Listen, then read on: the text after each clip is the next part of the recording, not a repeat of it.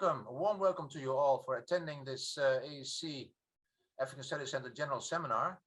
We are fortunate to have today as our guest Professor Christopher Tounsel of Penn State University in the US. He's a professor there, the Catherine Schultz Ryan Early Career Professor in the College of Liberal Arts, and also Assistant Professor of History and African Studies. And I heard that he's taking up a position at, if I'm not mistaken, Washington University soon. So our congratulations for this. Professor Tounsel is an historian of modern Sudan, I think with an interest in both Sudans, North and South, and with a special focus on race and religion as political technologies. The topic of today's seminar, as you see from the title, quote, Christianity is now your tribe, quote, unquote, mission, education and ethnicity in colonial South Sudan, is closely related to the subject of his first and much acclaimed book, Chosen Peoples, Christianity and Political Imagination in South Sudan, published by Duke University Press, a book which, in his own words, explores the ways that Southern Sudanese intellectuals used Judeo-Christian scriptures to frame their revolutionary work against the Sudanese state. Highly fascinating, of course. As you have seen from the description on our website, he will speak today about the impact of religious education, educational institutions established in colonial South Sudan after the Mahdist episodes established by the British Missionary Society, specifically the Nugent School, and a history that highlights the tension between the efforts to encourage ethnocultural diversity and Christianity. That theme, we don't know much about it, and it's, it has still major relevance, I think, in today's South Sudan, which is a kind of tormented country struggling with these issues still.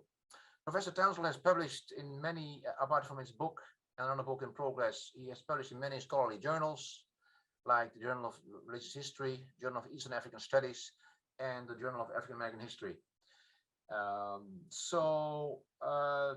His second book, I just mentioned, is in progress, entitled Bounds of Blackness, African American Sudan and the Politics of Solidarity, and is focused on charting a new intellectual history of Black America's relationship with Africa, I think Sudan, from colonialism to the 21st century.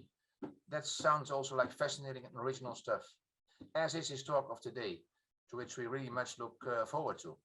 So Professor Tounsel, I suggest you present for about 45 minutes, after which we will proceed again to the question and answer. So that's my introduction. Professor Tounsel, the digital floor is yours. And thank you so much for that very kind introduction. I really appreciate it. I will share my screen as I do have an accompanying PowerPoint. Let me just get that. There we go. Okay. So I will dive right in. So a prophecy 2,500 years in the making came to fruition on Saturday, July the 9th, 2011. After decades of civil war, Northern and Southern Sudan were torn apart when the Republic of South Sudan celebrated its first day of independence. Christian leaders argued that a prophecy concerning Cush from the Old Testament book of Isaiah had foretold South Sudan's independence. And an early version of the new country's national anthem referred to the country with the biblical terms of Cush, Eden, and a description of the land as a land of milk and honey. Combined with comparisons of President Salva Kiir to the biblical figure Joshua, it was evident that the achievement of independence was a religious as well as a political moment. But despite the elation of the occasion, ethnic conflict has in recent years threatened the nation that religious nationalism long envisioned. Forces loyal to President Salva Kiir, who is of Dinka ethnicity, and Vice President Riek Machar, who is of Nuer ethnicity, waged a bloody civil conflict from late 2013 until mid-2018.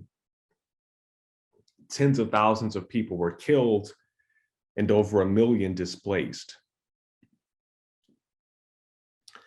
My book, Chosen Peoples, Christianity and Political Imagination in South Sudan, was published last year and investigates the ways in which Christian worldviews, organizational work, and theology each inform the ideological construction of the South Sudanese nation state.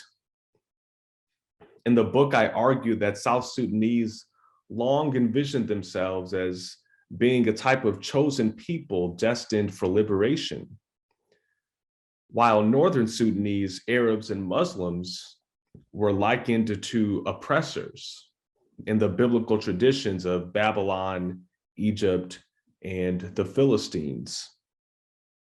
And so by doing so, these South Sudanese thinkers blurred the lines between what was secular and what was sacred in South Sudanese political thought.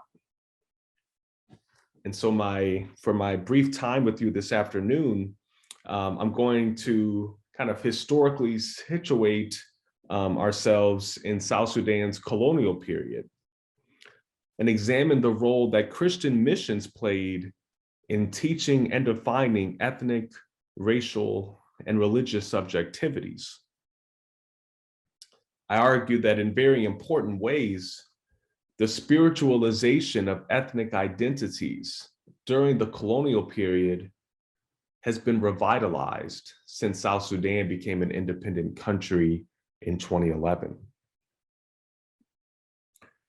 So for a brief bit of background about Sudan and South Sudan, South Sudan is in East Africa, right? And today constitutes a nation of roughly 11 million people. But it's also considered to be one of the most diverse nations in the region, as we can see on this map here. A nation that consists of more than 60 different ethnic groups. For much of the 19th century, Sudan was under Egyptian rule. But in 1899, and in the aftermath of the Mahdist War, the region came under British control and was administered by an Anglo-Egyptian colonial administration. Christian missionaries entered the reopened South Sudanese mission field and operated there for the entirety of the colonial period, which lasted from 1899 until Sudanese independence in 1956. Now, given the quote unquote Muslim versus Christian nature that the Mahdist War had assumed, and contemporary Christian missionary discourse pitting these two Abrahamic faiths in global conflict with one another, South Sudan was seen as an important piece on a kind of global religious chessboard, right? Christian missionaries from places as far distant as,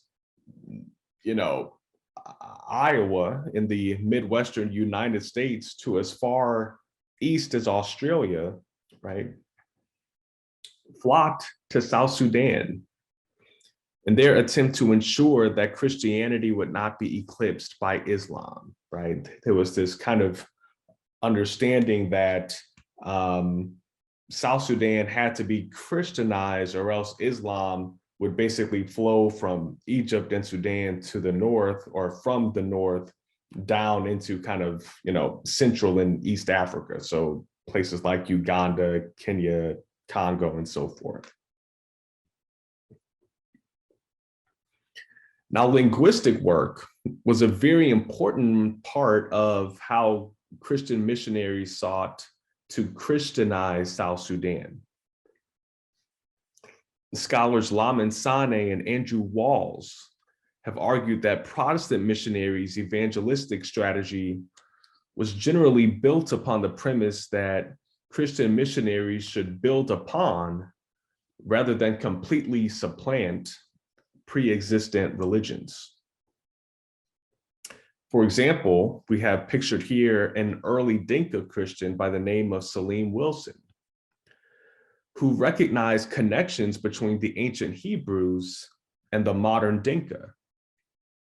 and examined their blood sacrificial rites, their kind of mutual appeal to a single creator, as well as shared patriarchal and priestly traditions.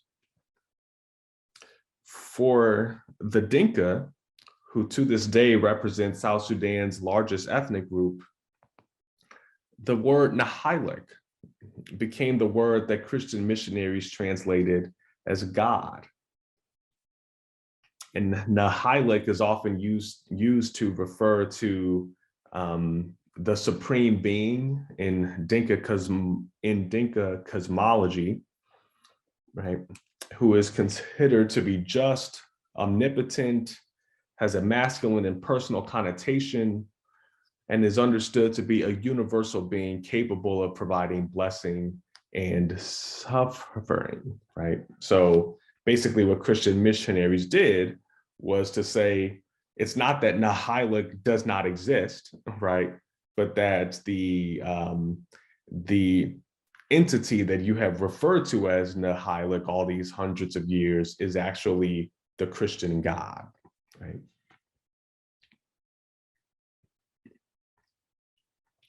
Now, Father J. Kiggin's 1948 Newer English Dictionary provides a really compelling view into the evolution of religious and social terms during the colonial period. Kiggin was a missionary for the St. Joseph Society for Foreign Missions, right? And in a really interesting way, Kiggin often included Arabs in definitions connoting difference and oppression. With la'i, which is the term for disavow, disown, or do not mix, came the phrase, quote, the Arabs and the Nuer don't mix. And with pa'i, which means to rob, plunder, take force by, or carry off, came the phrase, quote, the Turks dragged away the Nuer by force in times gone by, end quote. In addition to such pejorative framings of Arabs, the Dinka occupied a noteworthy place in this particular Newer English dictionary. Under the very definition of Dinka came the phrase, you are not a Dinka, right?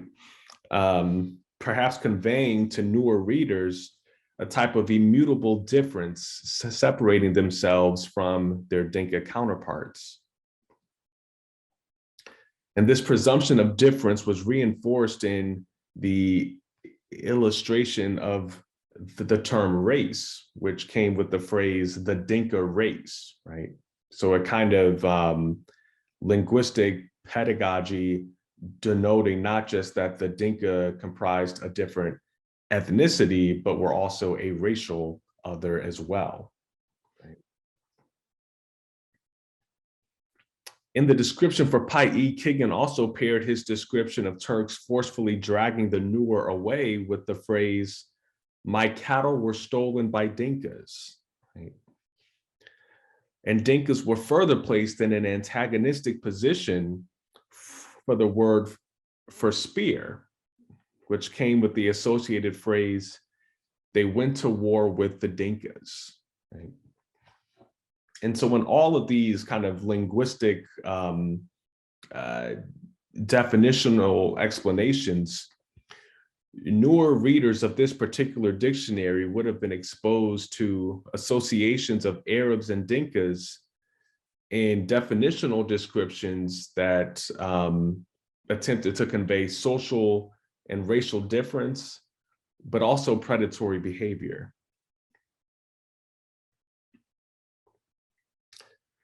Now, in addition to missionary dictionaries, mission schools were also places of creative ethnic definition and tension. At the Church Missionary Society's Nugent School, which is pictured here in its modern form, over 30 languages and dialects were spoken at the school at one point during the colonial period. In 1949, one observer at the Nugent School reported that, quote, "There are the tall, slim, jet black Dinka and Nuer boys, whose tribes are great cattle owners. There are the Zande boys, short and stocky, and lighter colored, whose parents live a predominantly agricultural life. We have the sturdily built Moru boys from the Louis district, while the boys from the many Bari-speaking tribes around the Juba area are variable in size, and their people are both pastoral and agricultural. So the pupils in our school differ very widely in race, language, customs, background, and outlook," end quote. There were sports and house competitions.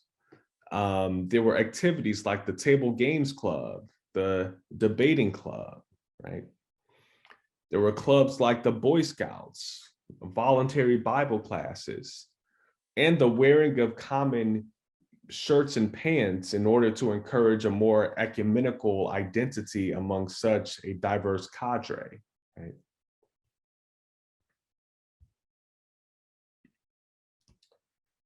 But despite the effort to cultivate unity, there were also signs of divisions at mission sites like the Nugent School. John Perry, who was a Church Missionary Society teacher at the Yambio station, wrote one correspondence from Loka intimating the lack of a common language being an obstacle to achieving social cohesion among the Nugent School body.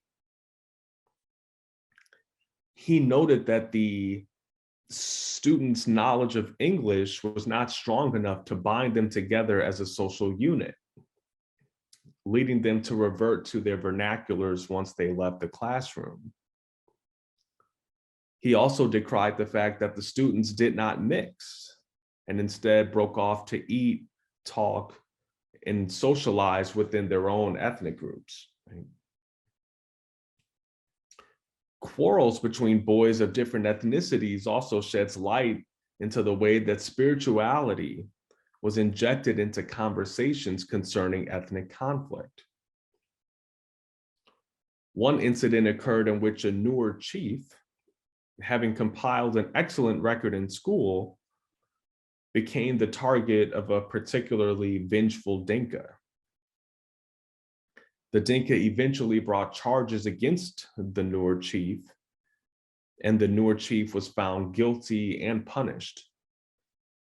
However, right, rather than taking revenge upon the Dinka, it was reported that the Nuer chief, after his corporal punishment, actually asked to remain behind, knelt down, and prayed for the Dinka so that he wouldn't hate the Dinka, but instead convert him to Christianity.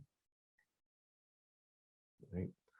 Writing from the Obel station in June of 1954, Reverend W.B. Adair wrote that a fight had occurred in spite of the fact that all of the older boys were living in kind of mixed groups. Right? And so that next month, an unnamed writer wrote to Adair and opined that if only the boys can learn to live together, it would be a real witness to the influence of Christ in their lives. Right? So this kind of argument that that evidence of true Christian faith, right, would be displayed in kind of the fruit of social peace, right? That one would show their true Christianity by not getting into fights with people of other ethnic groups. Now, one particularly notable fight occurred at Okot in November of 1948, compelling yet another statement linking spirituality with ethnic conflict. Assistant Bishop Oliver Allison, who is the taller man pictured to the right here, recounted that he had traveled to Okot where he had heard that there had been issues with the head teacher. And the issue here was that one of the board teachers in training had married a girl that the other teacher, an Agar Dinka, had wanted to marry himself. Bishop Allison recounts that on the evening after prayers, quote, the spiritual germs of evil got the better of the situation and the devil entered into the head teacher, end quote. The head teacher, I guess, apparently had some choice words with a board teacher, which led to a tussle. And later on, he tried to start a massive brawl by leading the Agar schoolboys and others he could find against the board. Now, fortunately, Bishop Allison and others were informed in time to prevent the quarrel and took actions to prevent another incident.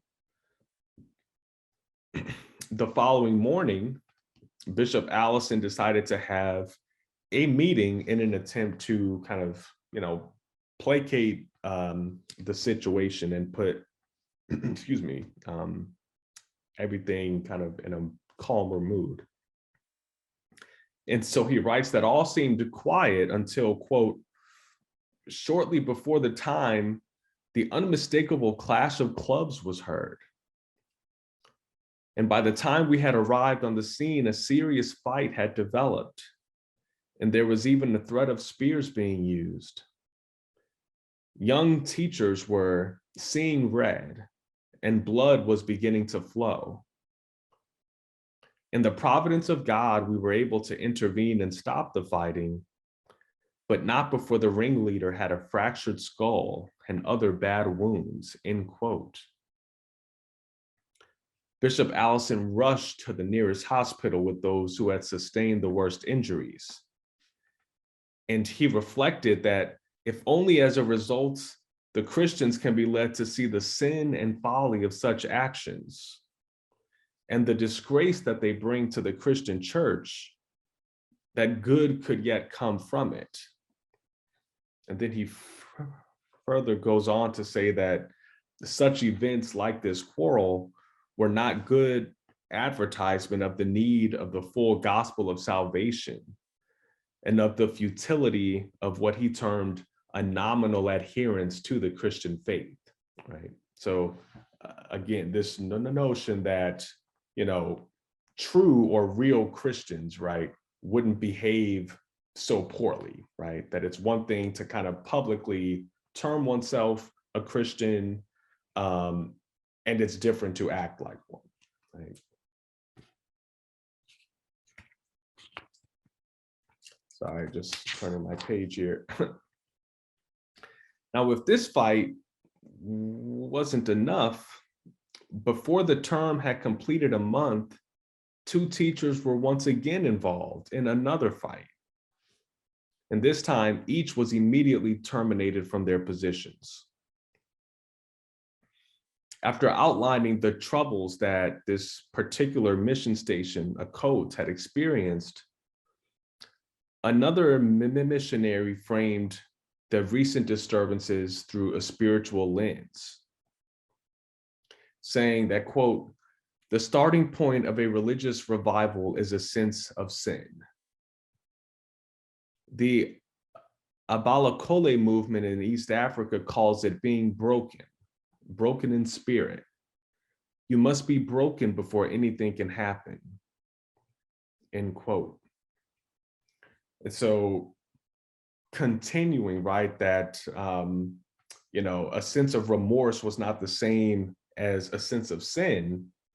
This particular person wrote that they began by realizing that the events that had occurred at a coat was due to sin. And he writes, quote, that hatreds and feuds may be part and parcel of normal Dinka life, but for a Christian, they are sins, end quote. And so, notwithstanding, right, the kind of, colonial demeaning language, right, that this particular missionary used when describing the Dinka, right? It's important to note that the spiritualization of intergroup conflict marked, I think, a really important development, right?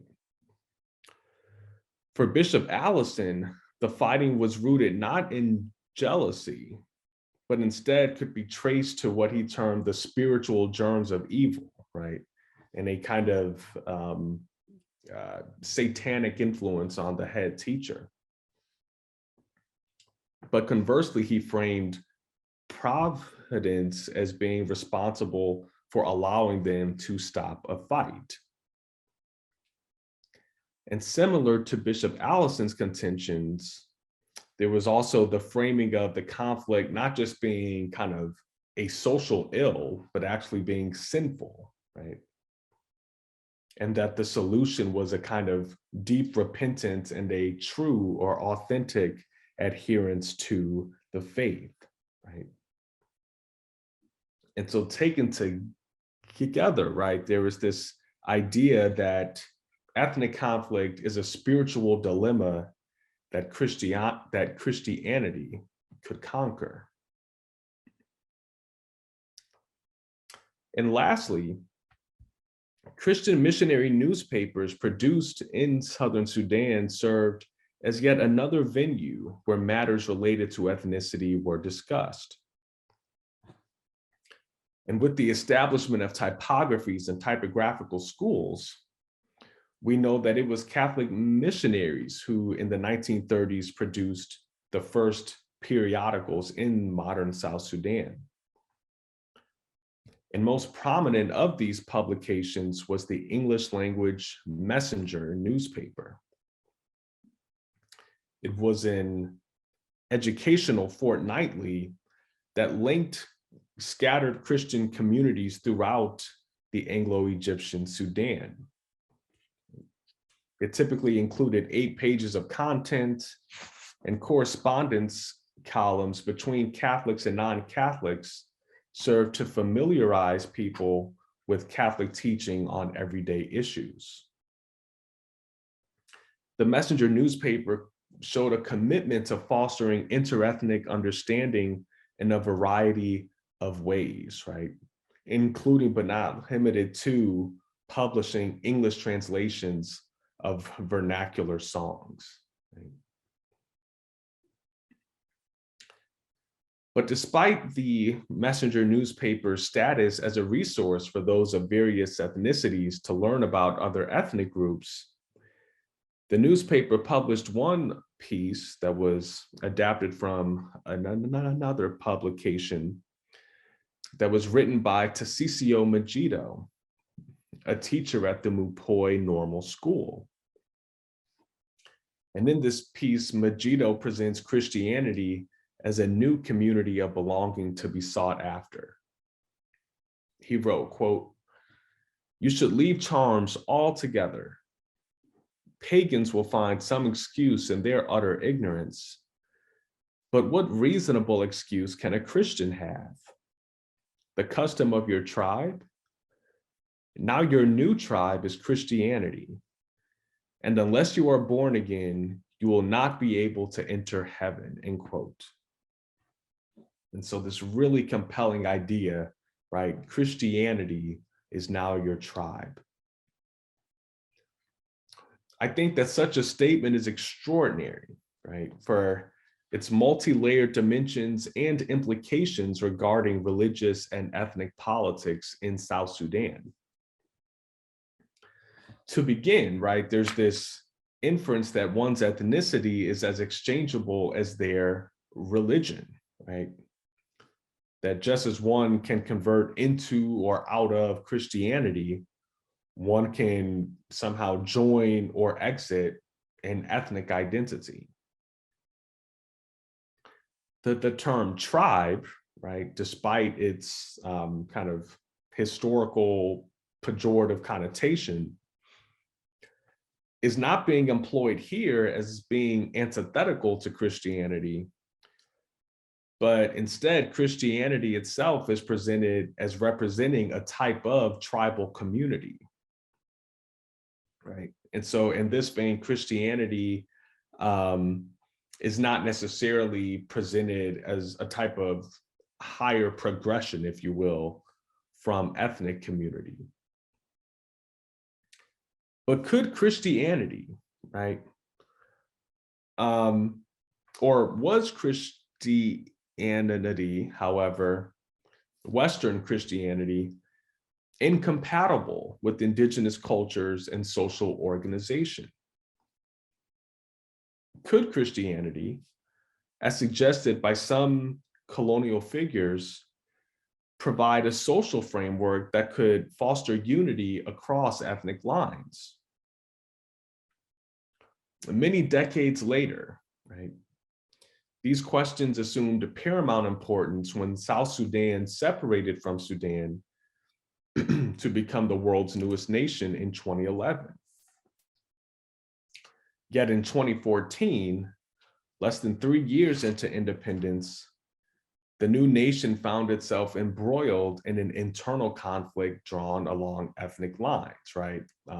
Primarily the Dinka against the Nuer. And so while this most recent civil conflict debunked any notion that South Sudanese felt a sense of pan-Christian solidarity that was strong enough to subsume ethnicity or to prevent ethnic tension, Christian leaders voiced opinions that invoked the colonial period in really compelling ways. In October of 2011, Catholic Archbishop of Juba, Paulino Lukudu Loro, co-led a symposium at Juba's Nyakaron Cultural Center. And in the symposium's opening address, Archbishop Laurel delivered a powerful argument concerning diversity and unity in the new nation, saying, quote, "We cannot and must not be afraid of our tribes.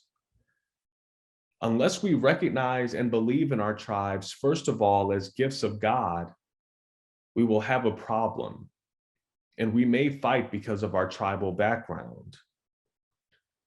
We must recognize ourselves indeed as a part of our tribe so that we will be able to live together in honesty. It is useless for us to deny ourselves by saying, oh, let's not talk about our tribe or background. We are then hiding something.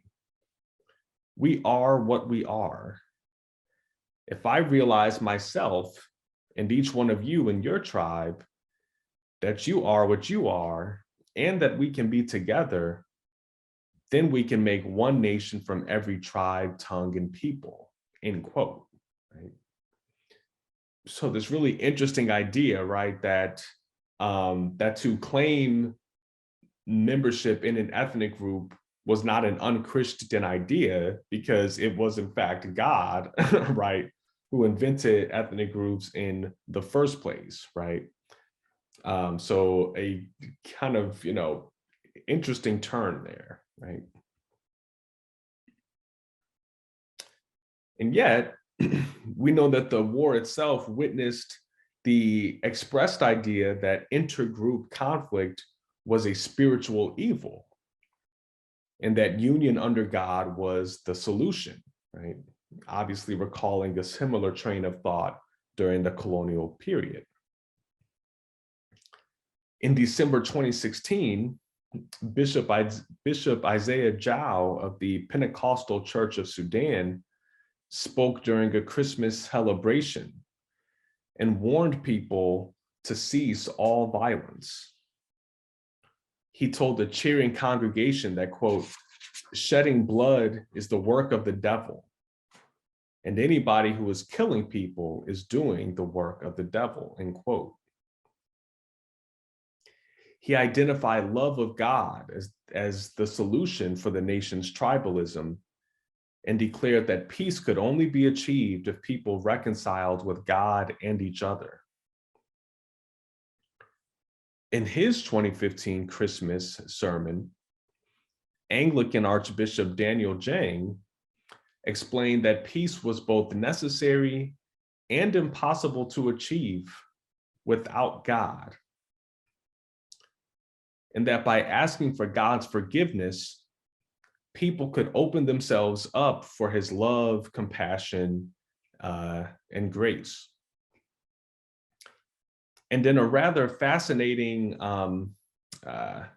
interpretive moment, Jang deployed the book of Galatians, chapter 3, verse 28, to state that, quote, racially, tribally, and ethnically, all are one in Christ, end quote.